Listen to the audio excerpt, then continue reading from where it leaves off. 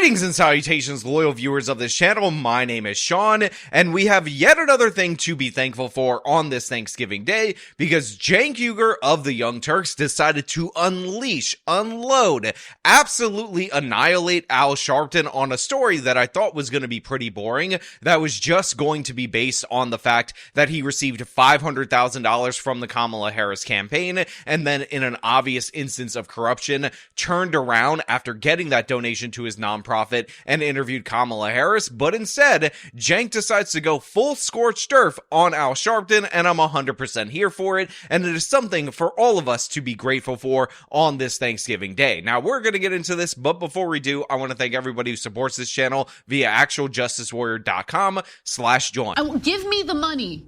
Give me the money, okay? The cost of that softball interview was a whopping $500,000. That is what the Harris campaign provided to Al Sharpton's nonprofit prior to her sit-down interview with Sharpton, and that's certainly raising some eyebrows. Certainly because, it goes against common journalistic ethics. But nonetheless, the Harris campaign made two separate $250,000 donations to Al Sharpton's National Action Network, an anti-discrimination group, on September 5th and on October 1st, the second coming weeks before Sharpton interviewed Harris on the network. Now, Sharpton did not mention the contributions that the Harris campaign made to his nonprofit at all. There was no disclosure about it whatsoever. So this story starts out pretty normal, pretty straightforward, something that you would expect to see related to the recent controversy around Kamala Harris's campaign donating $500,000 to Al Sharpton's National Action Network. And here you have Anna Kasparian, who, by the way, is looking sharp, Laura Loomer, in this particular blue sweater and with the nice hair. I'm not saying anything, I'm just saying it's a reference to a previous video. Definitely check that out if you understand or don't understand and want to understand what I'm saying. And it seems like they're just gonna harp on the particular donation, and that's going to be the end of it. Maybe they'll go into Kamala Harris's campaign and how disastrously it's run, but instead, this takes a twist, this takes a turn, and I'm so here for it. And as far as MSNBC goes, they told Chuck Ross at the Washington Free Beacon that they were unaware of the campaign donation. Or the donation to the nonprofit owned by Al Sharpton. Now, that could be true, I don't know, but MSNBC would not confirm whether they're considering reprimanding Sharpton, if there's gonna be any consequences for this.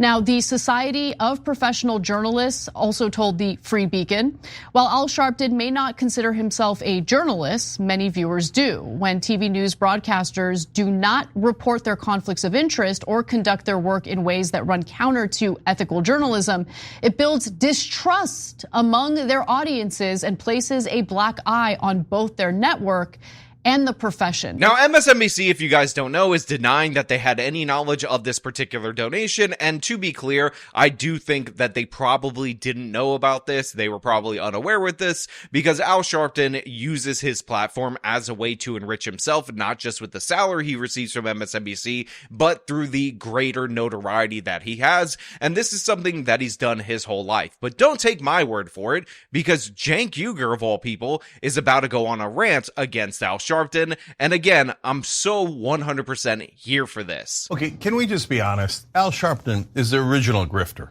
So if you don't know, back in the days in New York, anytime there was any kind of racial conflict, this fat ass would show up in a jumpsuit, and he would demagogue against Jews, by the way, specifically, and get people super mad to the point where they nearly attacked Jewish people.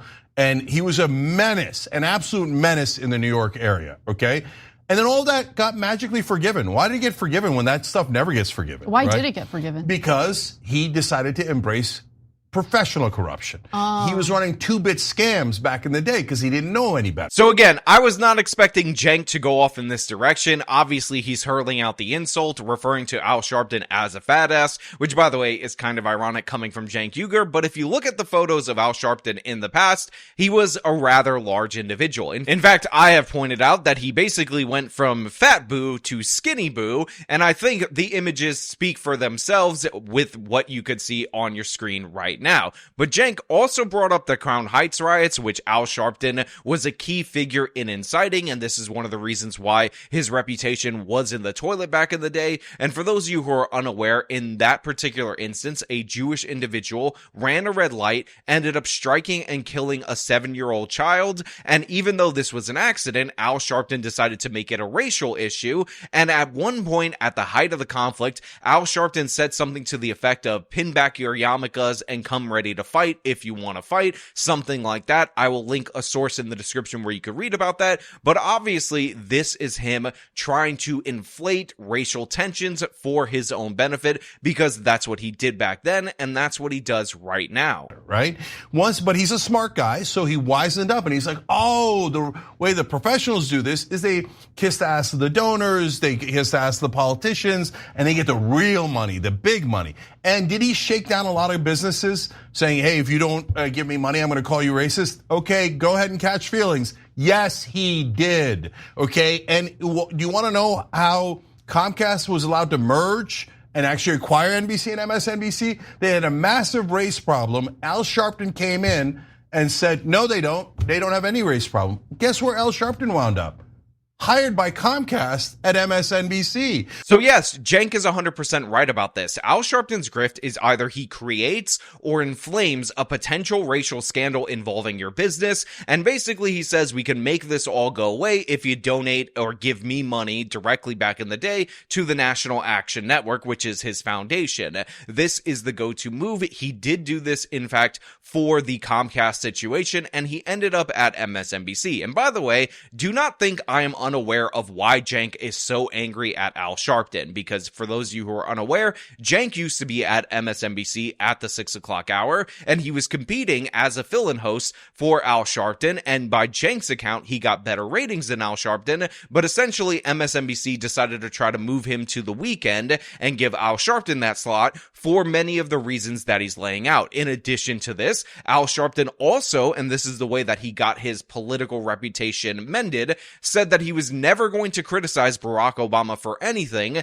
and essentially him sucking up to the Obamas allowed him to become a leech on a much grander scale and make even more money because, again, his reputation was previously in the toilet. Funny how that works, right? He got way better on his grift, okay? So I don't know if you guys heard that, but in the background you have Anna Kasparian saying wow very dramatically, and I only wish that they would have cut to her for that, because that would be yet another clip in my repertoire of Anna Kasparian that I could throw out onto my videos and we could have more fun with this. But yes, this is 100% true, except for the fact that Cenk isn't disclosing the real reason why he doesn't like Al Sharpton. Everything about this, I'm so on board with. And he's been taking this kind of money his whole life, and that's why he does the softball interviews. That's why if you criticize Al Sharpton in the old days, people will be like, God damn, yes. Now if you criticize Al Sharpton, they go, oh, well, you're being a racist. Racist! No. Why? Because he's now part of the establishment. So now his new mob, the establishment cartel, protects Al Sharpton, and as he runs the scam time and time again. And there he is sitting on Morning Joe as they lecture about good journalism, a story we covered earlier in the show, right? Wow. Come on.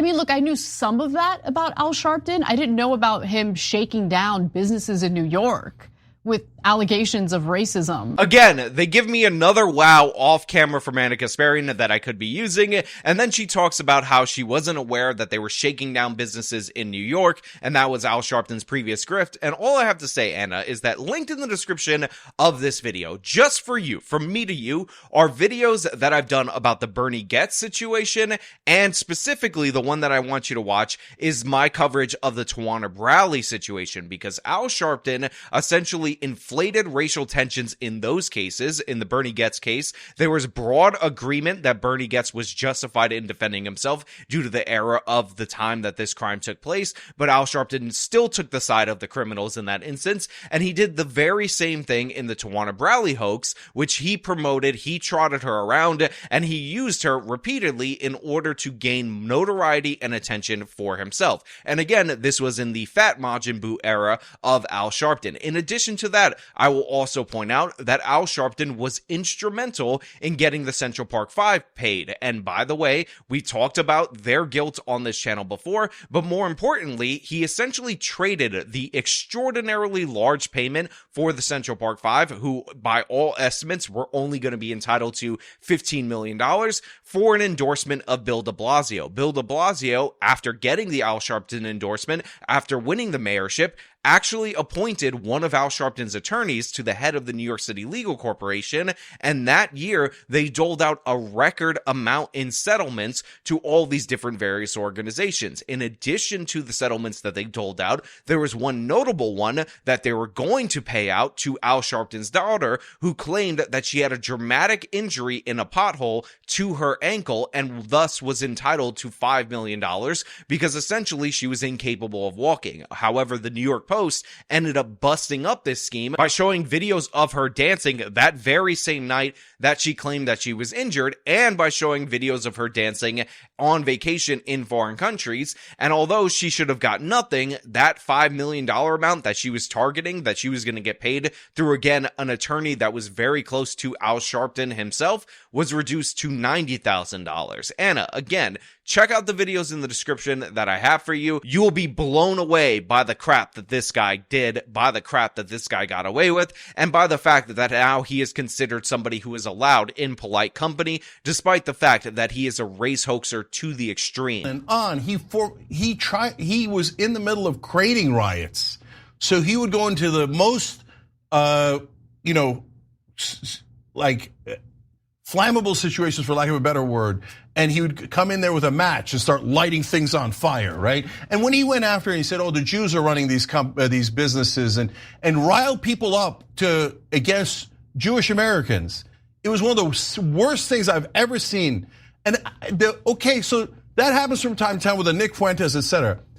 But Nick Fuentes is like persona non grata. Yeah, he's right? totally shunned by everyone who's legitimate. But Al Sharpton welcomed with open arms. Why? Because he switched up his grift. And he realized the establishment grift is the best grift of all. I mean, come on, guys. That's absolutely amazing. Cenk Uygur just compared Al Sharpton to Nick Fuentes. He just compared him in terms of anti-Semitism to Nick Fuentes. That is an amazing thing to actually occur from a progressive news host, from Cenk Uygur himself. That is how much he despises this person. You set up a nonprofit, they funnel you $500,000, you kiss their ass on air, and if anybody accuses you of anything, you just call them racist. So he's been playing identity politics his whole life. He's nothing but a grifter. So if any of you catch feelings over that because you were part of his grift and he donated a little bit to your show or he donated a little bit to your organization, by the way, that's a smart way to run the grift. What you do is you dole out a little tiny taste of the money you got from giant corporations, etc., so that everybody shuts up about the scam that you're running. So there you go. And look, I didn't say any of it was illegal. It's my opinion that he's a giant grifter, okay? And you could look up all that information on your own. And again, Cenk doesn't really reveal the reason why he has so much additional despisal of Al Sharpton, but let us be clear, I think a lot of this is tied to the 6 o'clock slot at MSNBC, and even though Cenk says he's over it, the fact is, I don't really buy that he's over losing that slot to Al Sharpton, who he thinks he deserved to have that slot over. Ironically,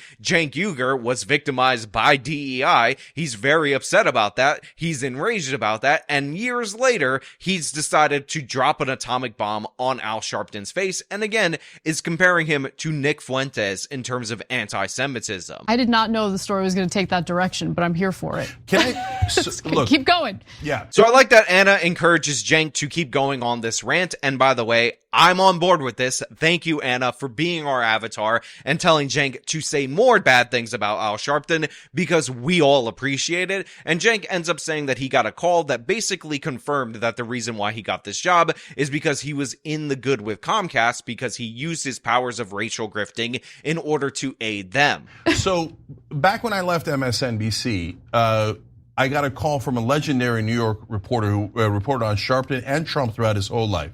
Okay, yeah. He said, "Do you know why Sharpton got the job at MSNBC?" I said, "I don't have any idea.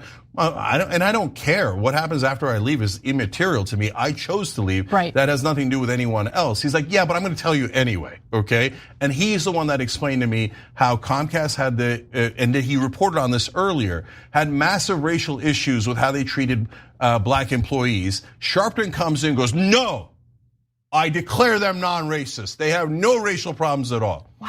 And then he gets what is likely a multi-million-dollar deal from those same exact executives to work at MSNBC. Again, it is Thanksgiving, folks, if I time the release of this video appropriately, and I really hope you guys enjoyed this as much as I do, because Al Sharpton definitely deserves to be taken down about 25 notches, and who would have thought Cenk Uygur of the Young Turks would be our champion in this regard, would step up to the plate and hit it out of the park. But as for right now, that's all I really have for you guys today. If you liked this video, then show them by leaving a like, subscribe for more content, follow me on the social medias, support me via the support links in the description of this video. This has been me talking about Cenk Uygur of the Young Turks annihilating Al Sharpton. Till next time.